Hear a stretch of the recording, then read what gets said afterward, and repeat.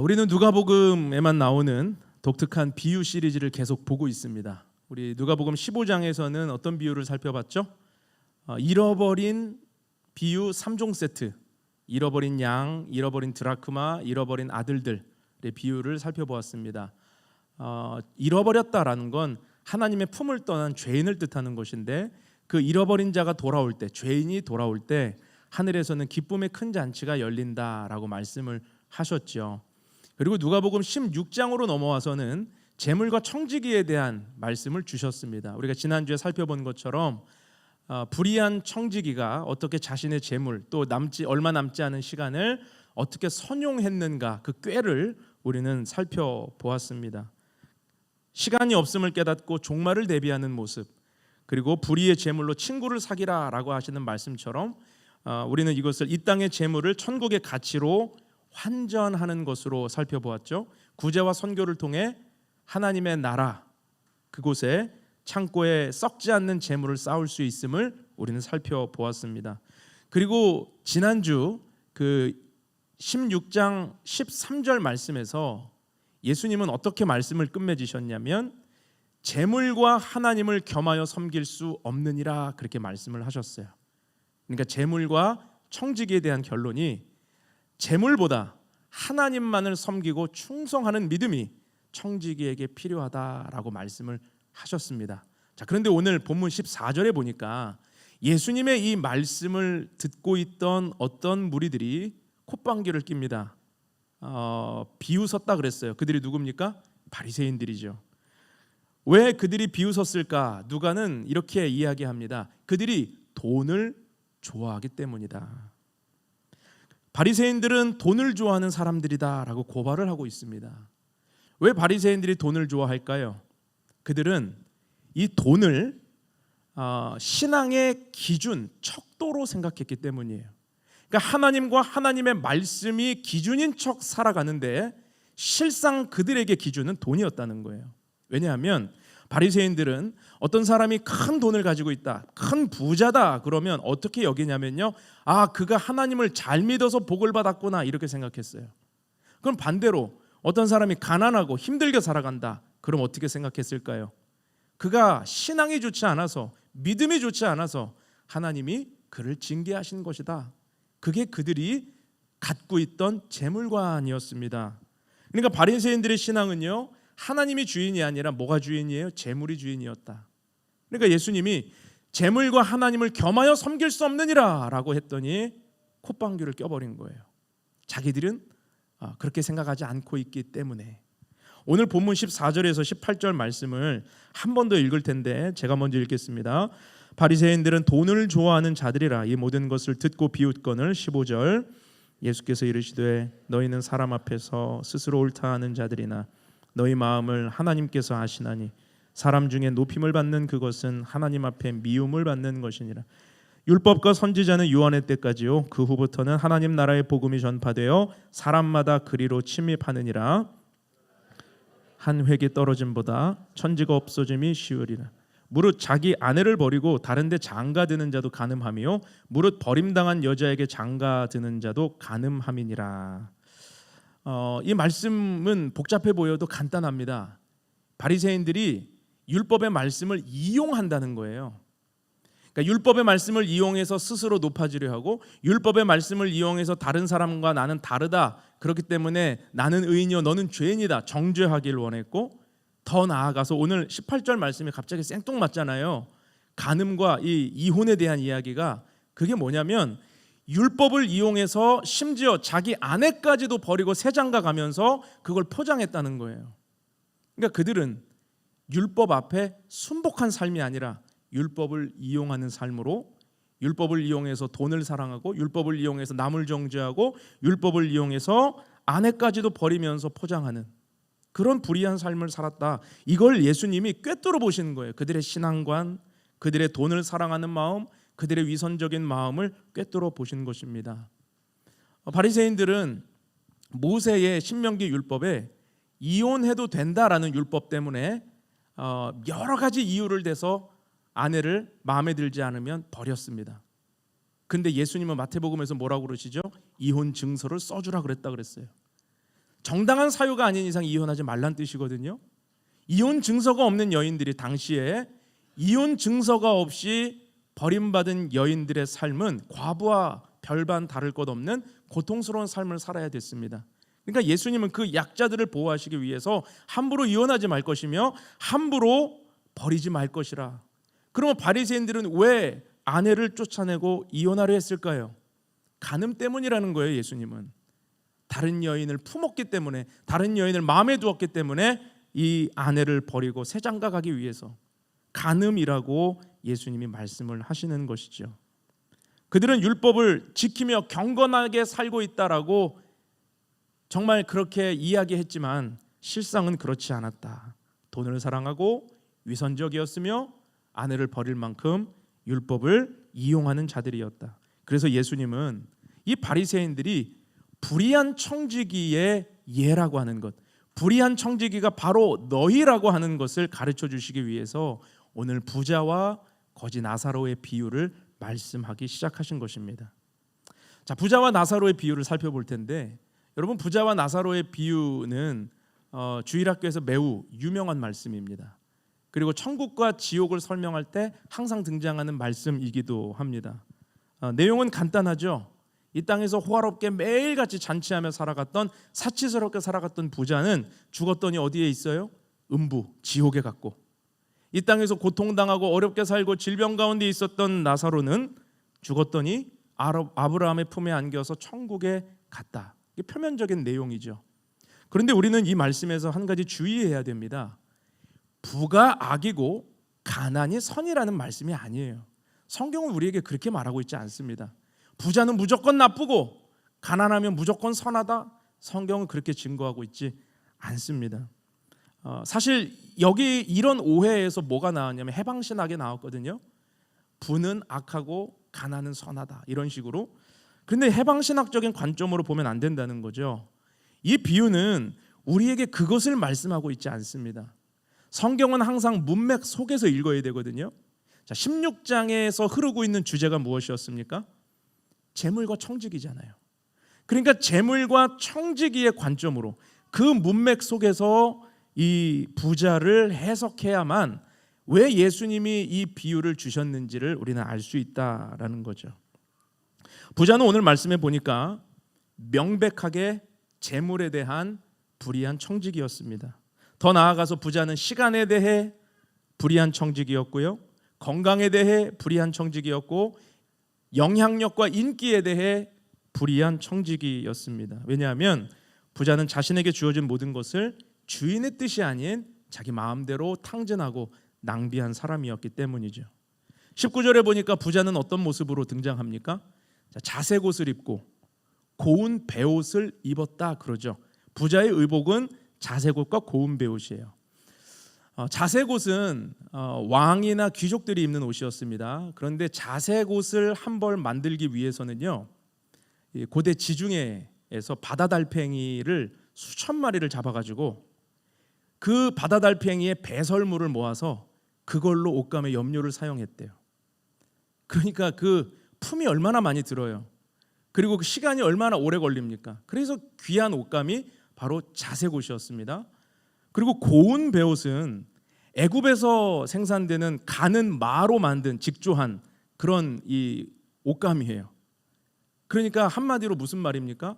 자색 옷과 고운 베옷은 머리부터 발끝까지, 겉옷부터 속옷까지 명품으로 도배를 했다, 뭐 이런 뜻이겠죠. 물론 부자니까 무슨 옷을 입든 무슨 상관입니까? 그가 가지고 있는 부가 수준이 남들과 다르니까 의복 자체가 악하다는 뜻이 아니에요. 그런 옷을 입는 것 자체가 잘못된 거 아닙니다. 그거 악 아닙니다. 문제는, 성경이 고발하고 있는 부자의 문제는 뭐냐면 날마다 호화롭게 즐기더라. 날마다가 문제였다는 거예요. 날마다. 여러분, 날마다 호화롭게 즐겼다라는 건 잔치했다, 파티했다라는 뜻이거든요. 그런데 한번 생각을 해보십시오.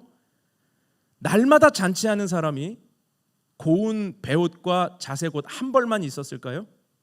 그럴 리가 없죠.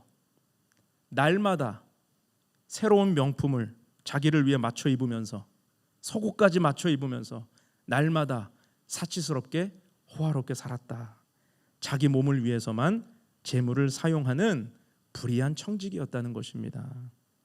게다가 이 사람은요, 시간에 대해서도 불의한 청지기라고 그랬죠.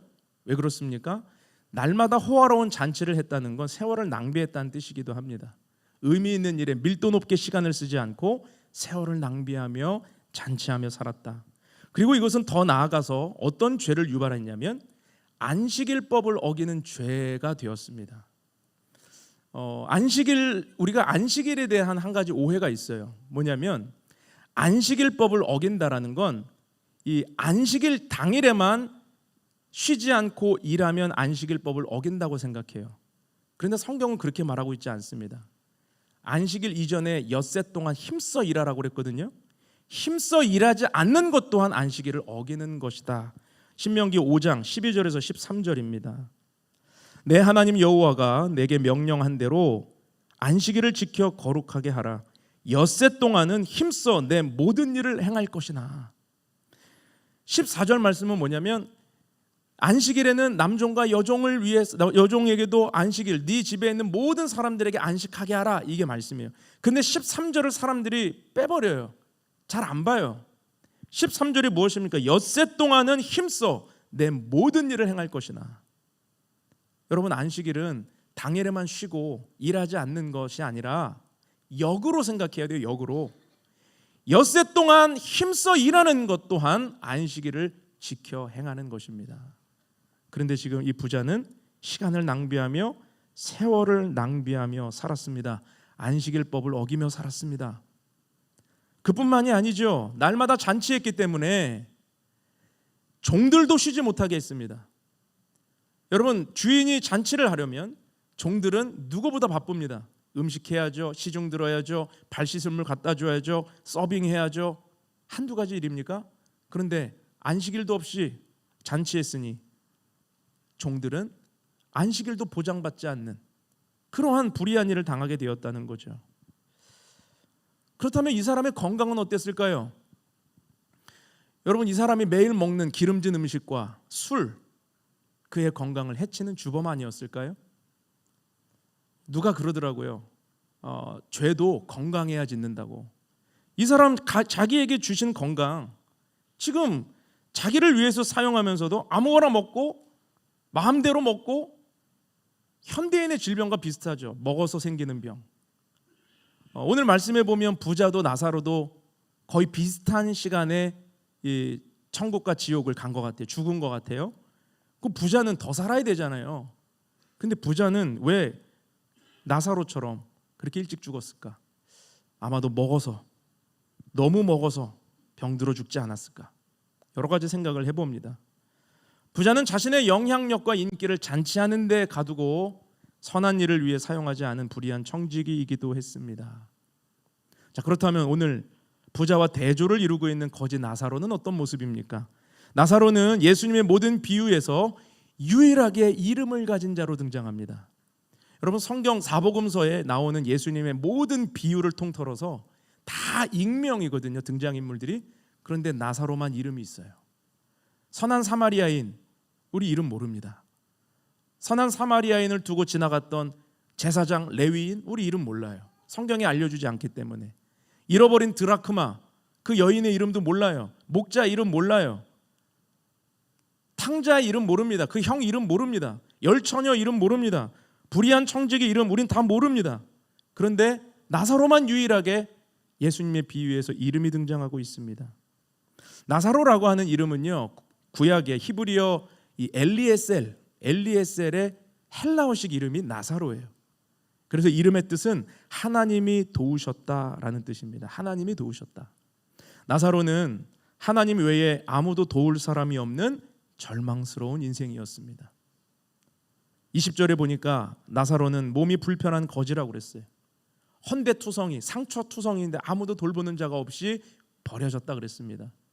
그의 생활은 더욱더 심각했습니다. 자, 부자의 집 대문에 누가 갖다 버렸다 그랬습니다. 그런데 부자의 집에서 나오는 음식 부스러기라도 연명하라고 그 집 앞에 갖다 놓았겠죠. 그러나 실상은 어땠을까요? 그 음식 부스러기로 배를 불리려 했으나 그 소망을 얻을 수 없었습니다. 왜냐하면 그 집에서는 종들도 아무도 음식 쓰레기도 주지 않았기 때문이죠. 오히려 개들이 나사로의 상처를 핥고 있을 뿐입니다. 그런데 이런 부자와 거지 나사로의 운명은 죽음 뒤에 완전한 역전이 일어나고 있습니다. 부자는 죽어서 음부 곧 지옥에서 고통을 당하고 나사로는 죽어서 아브라함의 품 곧 천국에 안겼습니다. 부자는 지옥에서 천국에 있는 나사로를 보았습니다. 그리고 아브라함에게 대화를 시도합니다. 그 품에 안겨 있는 나사로 보고 물 한 방울을 찍어 내 혀를 서늘하게 해주소서. 여러분, 이 모습을 보면서 어떻게 생각하세요? 부자는 지옥에 가서도 갑질을 하려고 그러는구나, 뭐 이런 생각 안 드십니까? 지금 현실 파악이 안 되는 거죠.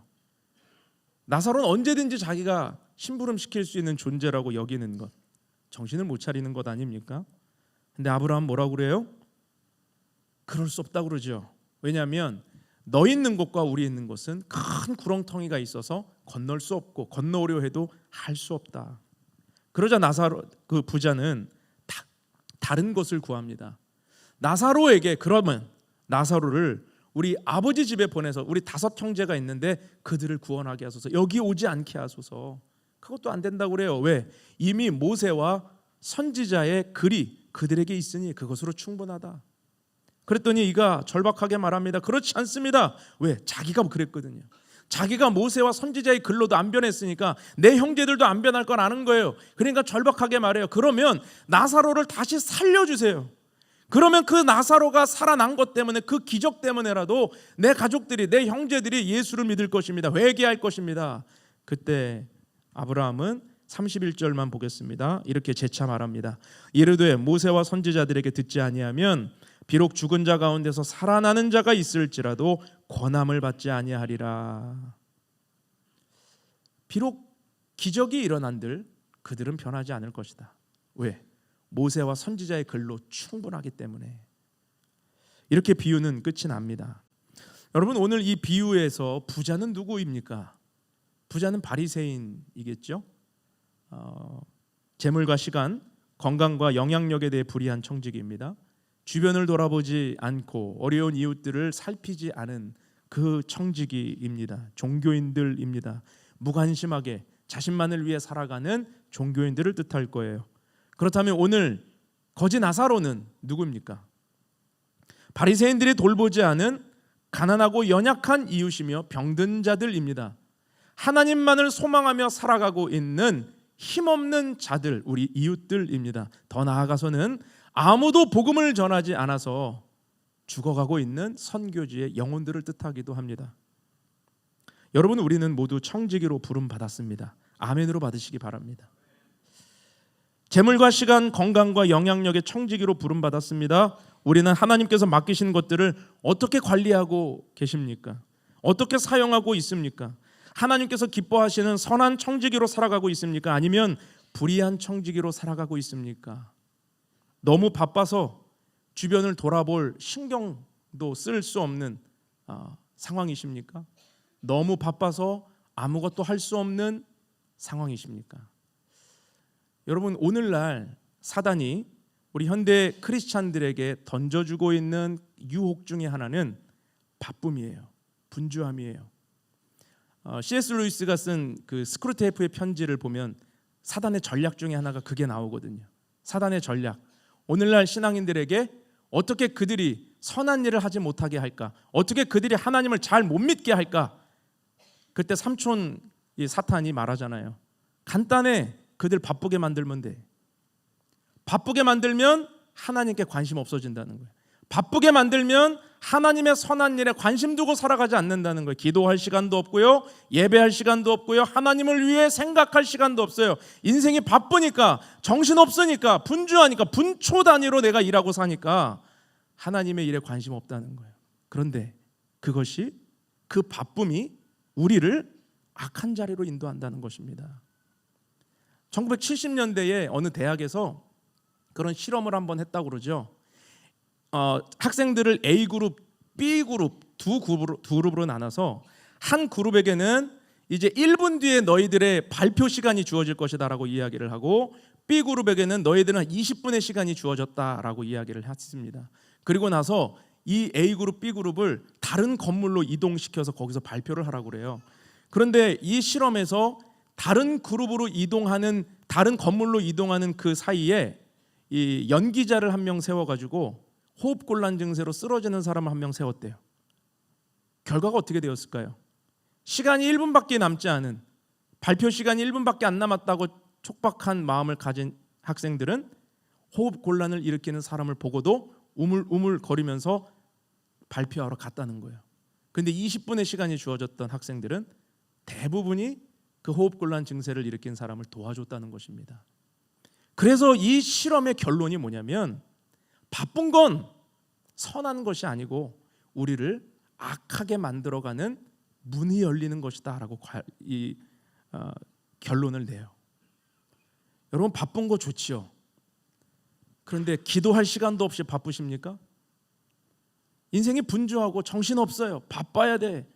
요즘 목사님 일자리가 없어서 힘든데, 지금 제 나이에 이렇게 일하고 있는 거, 이렇게 바쁜 거 은혜입니다. 축복입니다. 네, 축복입니다. 그런데 너무 바빠서 하나님께 드릴 시간이 1분도 없습니까?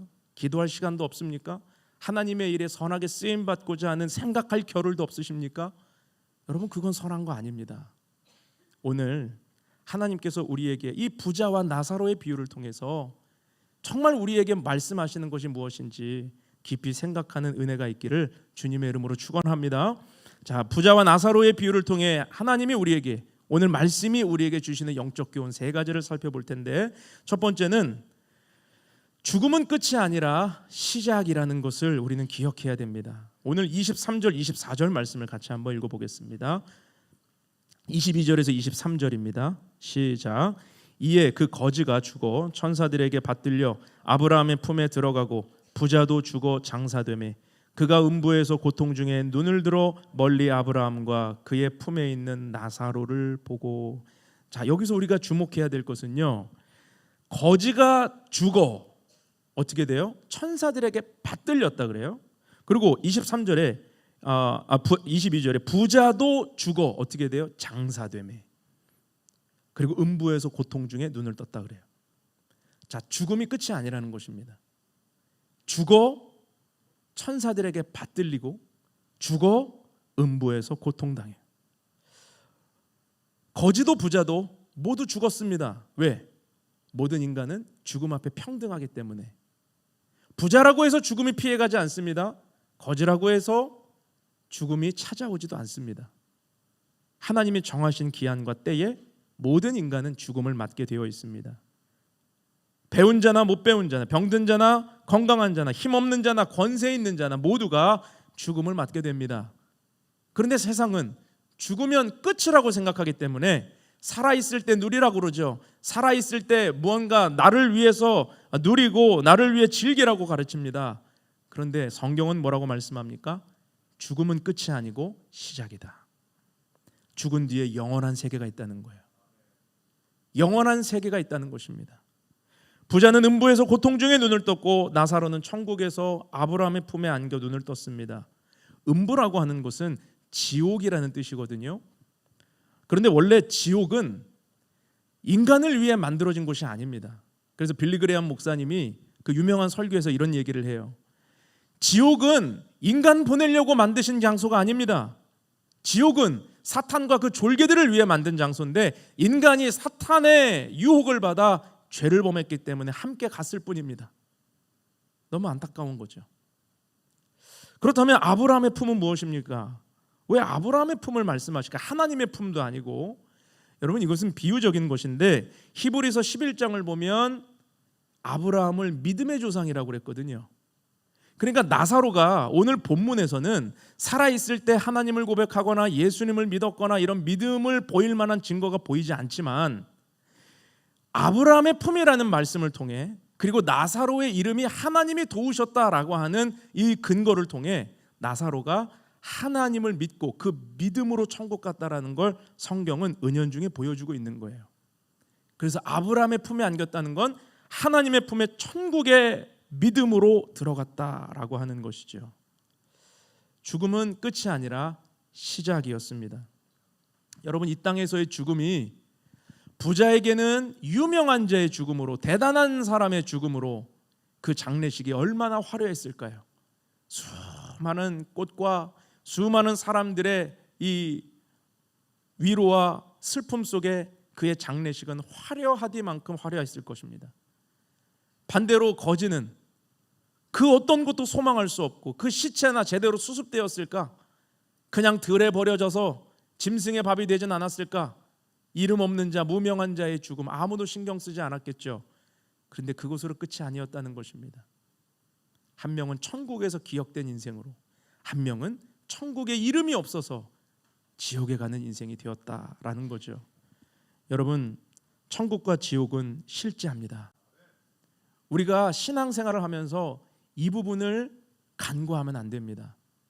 오늘날 기독교가 많이 세련되어 있고 예수 천당 불신지옥 이렇게 외치면 도대체 왜 저러는 거야?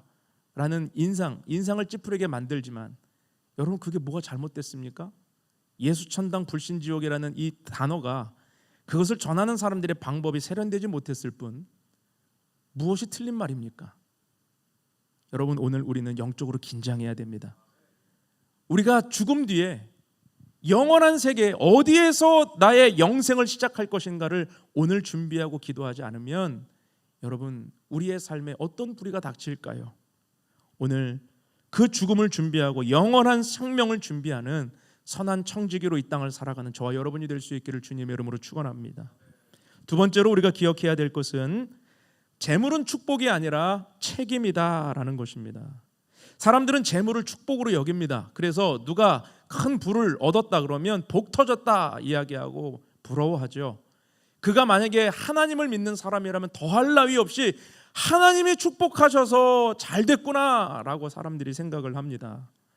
그런데 재물은 그 자체만으로는 축복이 될 수 없어요. 재물을 어떻게 쓰는가가 축복을 결정하는 것입니다. 우리는 재물을 어떻게 봐야 될까요? 여러분, 크리스찬들의 재물관은 축복이 아니라 책임이라는 책임의식을 가져야 돼요. 하나님이 혹시 나에게 큰 돈을 맡기셨다면 큰 책임을 주신 거예요. 10달란트를 맡기셨다면, 5달란트를 맡기셨다면, 2달란트를 맡기셨다면, 1달란트를 맡기셨다면 그 맡긴 거에 대한 책임을 물으신다라는 것이죠. 오늘 20절에서 나사로가 나사로의 집 대문에 그 부자의 집 대문에 나사로를 버렸다고 그러잖아요.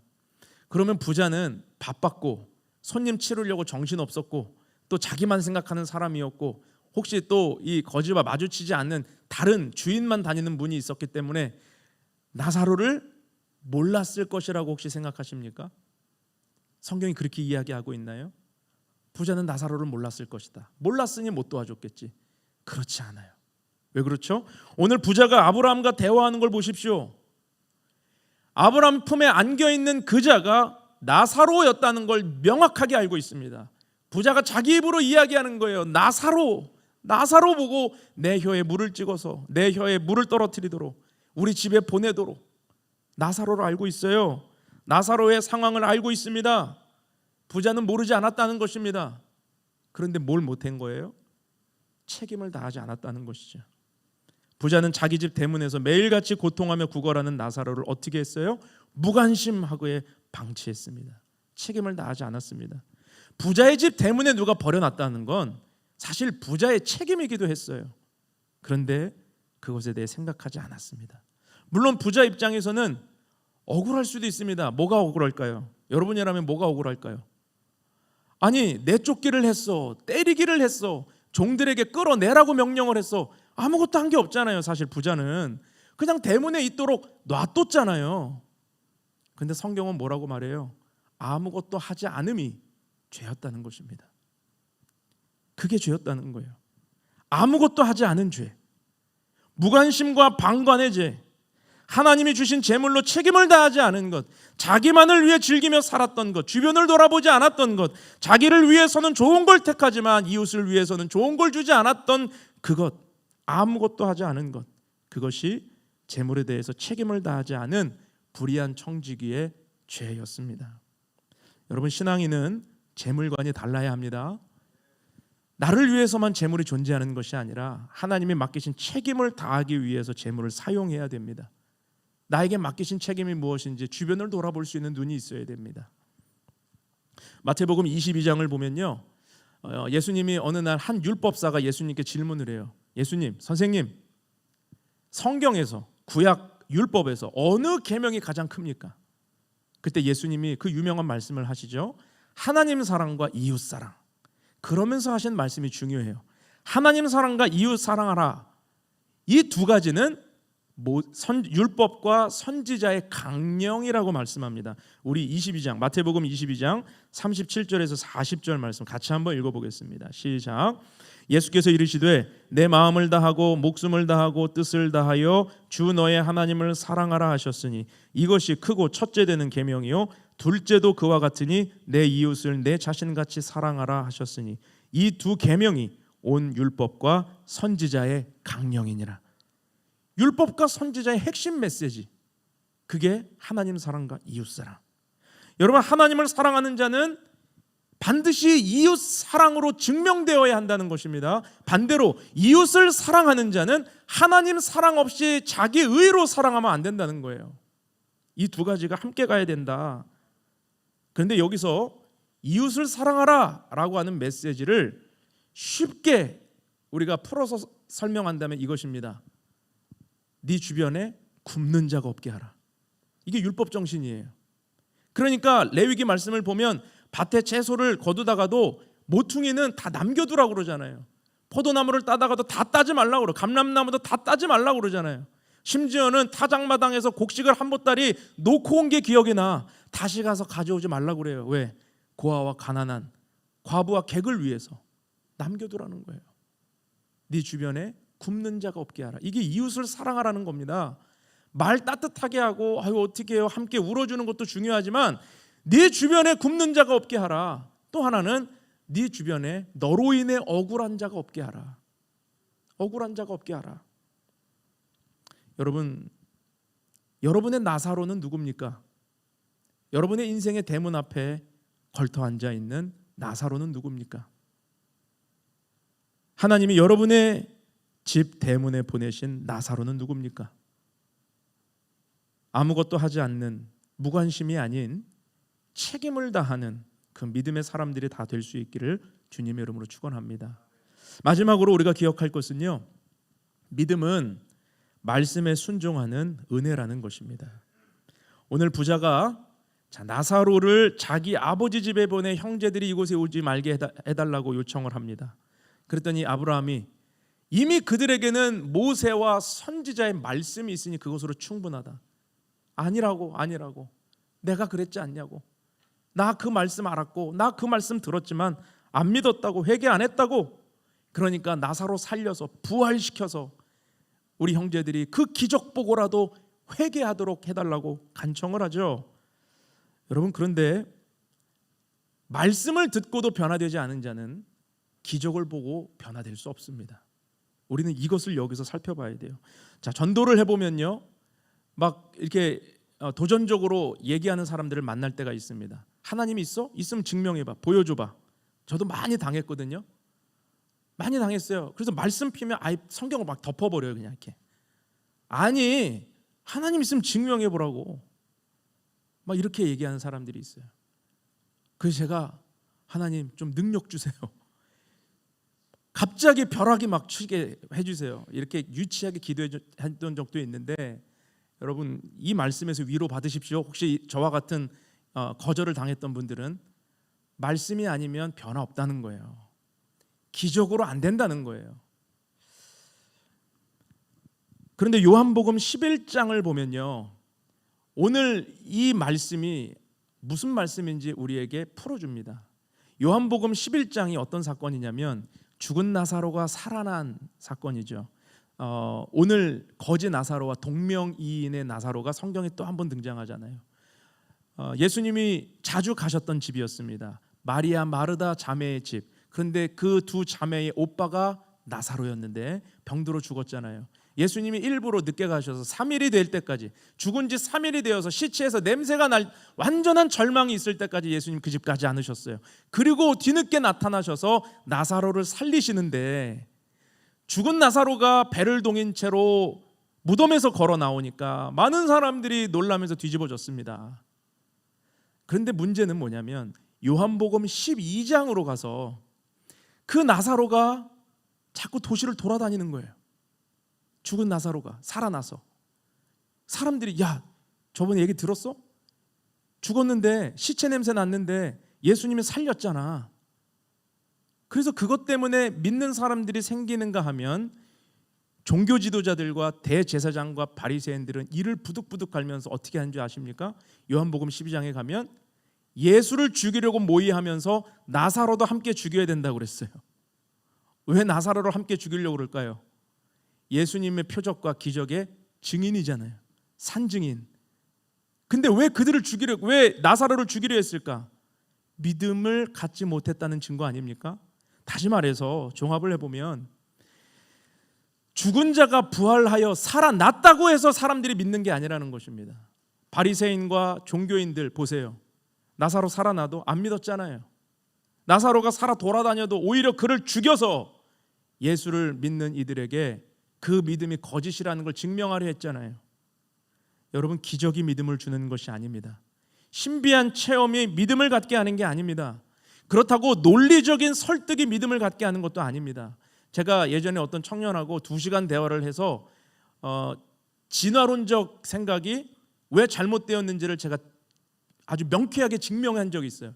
속으로 야, 하나님 저에게 이런 지혜를 주시네요. 그러면서 너무 기뻐했어요. 근데 2시간 동안 그 청년이 완전히 그냥 깨갱했거든요. 근데 갈 때 한 말에 제가 너무 낙심했어요. 목사님, 그래도 전 안 믿어요. 그러고 갔어. 난 2시간 동안 뭐 한 거지? 여러분, 논리적 설득이 믿음을 갖게 하는 게 아니더라고요. 하나님의 말씀입니다. 성경에 구원에 이르는 지혜와 계시가 담겨 있습니다. 성경 말씀을 듣고도 믿지 못하는 사람은 다른 어떤 것으로도 소망이 없다는 것입니다. 여러분, 그래서 누군가를 전도할 때 한 번 전해서 안 믿었다고 낙심하지 마세요. 다른 방법 구하지 마세요. 계속 전도하는데도, 말씀 전하는데도 안 믿는다고 안 되겠다, 센 데 데려가야 되겠다, 그래가지고 막 은사 집회 데려가고 막 사람 쓰러지는 데 더 부작용 생겨 안 믿어요. 놀래서. 계속 하나님 말씀 전해야 돼요.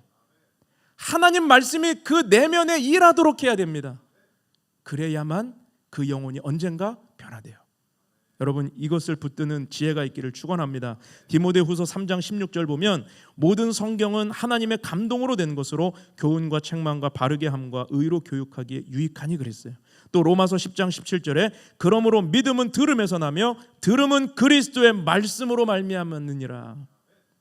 무엇을 들려줘야 될까요? 그리스도의 말씀.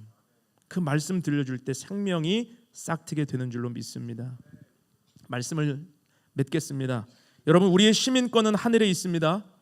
이 세상에서는 우리의 이름이 무명한 자라도 관계없어요. 하늘에 이름이 있어야 됩니다. 오늘 부자와 거지 나사로, 부자는 이름이 없고 나사로는 이름이 있죠. 왜 이름이 있을까요? 천국에서 자기 이름이 생명책에 기록되었기 때문입니다. 부자는 왜 이름이 없어요? 생명책에 이름이 없기 때문입니다. 이 땅이 기준이 아닙니다. 여러분, 우리의 이름은 어디에 기록되어 있습니까? 하늘에 기록된 인생, 아버지가 기억하시는 인생, 하나님이 우리의 이름을 기억하시는 인생이 되어서 오늘 우리에게 맡겨주신 재물과 시간과 건강과 영향력이라는 청지기적 사명을 게으르지 않고 신실하게 충성되이 관리하며 나아가는 저와 여러분 될 수 있기를 주님의 이름으로 축원합니다. 함께 기도하겠습니다. 거룩하고 존귀하신 사랑의 하나님 아버지, 은혜를 감사드립니다. 오늘 부자와 거지 나사로의 비유가 오늘을 살아가는 우리의 믿음을 돌아보게 합니다. 모든 인간은 죽음 앞에 평등하기 때문에 그 죽음을 준비한다는 것이 얼마나 큰 지혜인지 돌아봅니다. 아버지 하나님, 죽음은 끝이 아니고 영원한 시작이라고 하는 이 믿음을 붙들게 하여 주시옵소서. 믿음을 붙들고 이 땅을 살아가게 하시고 우리에게 맡겨주신 귀한 재물과 시간과 건강과 영향력을 주를 위해 또 이웃을 위해 하나님께만 소망을 두고 살아가는 속절없는 인생들을 위해 바르게 사용할 수 있는 선한 청지기들이 되게 하여 주시옵소서. 하나님, 믿음은 말씀에 순종하는 은혜라는 것을 기억하게 하시고 기적을 구하지 말고 말씀 안에서 영원한 생명을 발견하는 우리 모두가 되게 하여 주옵소서. 이번 한 주간 이 말씀 붙들고 주님과 동행하기를 원합니다. 어떤 어려움과 절망의 시간이 또는 낙심될 만한 고난이 다가온다 할지라도 나와 함께 하시는 주님 손 붙잡고 우리 모두 승리하는 복된 한 주간이 되게 하여 주시옵소서. 예수님의 이름으로 기도하옵나이다.